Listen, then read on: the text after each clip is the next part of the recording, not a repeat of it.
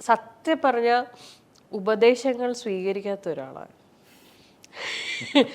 അതായത് ഞാൻ കേൾക്കും, എല്ലാം കേൾക്കും, എല്ലാവരും പറയുന്നത് ഞാൻ കേൾക്കും. ഇതിലേ കേട്ടിട്ട് അവസാനം അറ്റ് ദി എൻഡ് എന്ത് ഡിസിഷൻ എടുക്കണം എന്നുള്ളത് അത് ഞാൻ തന്നെ, എനിക്ക് മനസ്സിന് ഇഷ്ടമുള്ളതേ ഞാൻ ചെയ്യുള്ളൂ.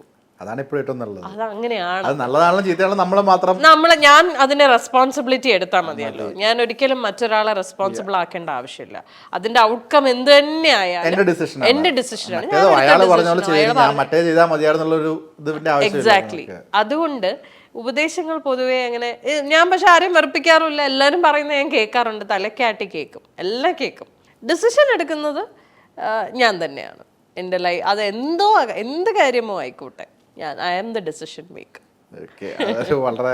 വളരെ പോസിറ്റീവ് ആയിട്ടുള്ള ഒരു ക്യാരക്ടറാണ്. അതാവുമ്പോ നമുക്ക് വേറെ ആരെയും we don't have to give that responsibility to anybody else. അത് കാരണം നല്ലത് സംഭവിച്ചാലും അത് ഞാൻ തന്നെ, ചീത്ത സംഭവിച്ചാലും ഞാൻ തന്നെ.